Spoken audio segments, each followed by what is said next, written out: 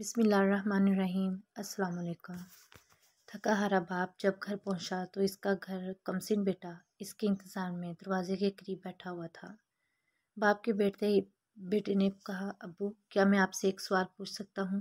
ہاں بیٹا، کیوں نہیں، پوچھو۔ ابو آپ ایک گھنٹے میں کتنا کماتے ہو؟ باپ سوچتے ہوئے 500 روپے۔ بیٹا اوہو کہتے ہوئے مایوسی سے اپنا سر جھکا لیا۔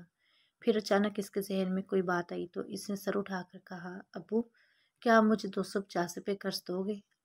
باپ کا پارا ایک دم چڑھ گیا۔ کیا تم اسے صرف اس وجہ سے پوچھ رہے تھے کہ کسی گھٹیا کھلونے یا اس طرح کی دوسری چیزیں خریدنے کے لیے مجھ سے قرض مانگ سکو؟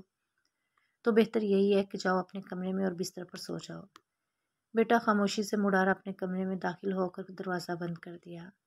گھنٹے بھر بعد جب باپ کا غصہ تھوڑا ٹھنڈا پڑ گیا تو وہ سوچنے لگا، اس نے کبھی مجھ سے اتنے پیسے نہیں مانگے، آخر کیا ماجرا ہے؟ یہ سوچتے ہوئے وہ بیٹے کے کمرے کی طرف بڑھا اور دروازہ کھولا اور پوچھا، کیا تم سو گئے بیٹا؟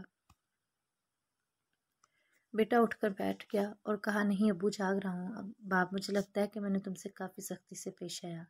دراصل آج میں نے بہت سخت اور تھکا دینے والا دن گزارا ہے، اس لیے تم پر ناراض ہو گیا۔ یہ لو 250 روپے۔ بیٹا خوشی سے مسکراتے ہوئے، بہت بہت شکریہ ابو۔ ایک ہاتھ میں پیسے لے کر دوسرے ہاتھ کو اپنے تکیے کی طرف بڑھایا اور جب اپنا ہاتھ تکیے کے نیچے سے نکالا تو اس کی مٹھی میں چند مڑے تڑے نوٹ دبے ہوئے تھے۔ دونوں پیسے باہم ملا کر گننا شروع کیا۔ گننے کے بعد باپ کی طرف دیکھا۔ باپ غصے سے، جب تمہارے پاس پہلے ہی سے اتنے پیسے ہیں تو تمہیں مزید پیسے مانگنے کی کیوں ضرورت پڑ گئی؟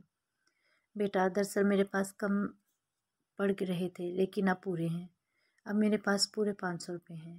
پیسے باپ کی طرف بڑھاتے ہوئے بولا، میں آپ سے آپ کا 1 گھنٹہ خریدنا چاہتا ہوں۔ پلیز کل آپ 1 گھنٹہ پہلے آ جائیے گا تاکہ میں آپ کے ساتھ کچھ وقت گزار سکوں، آپ کے ساتھ کھانا کھا سکوں۔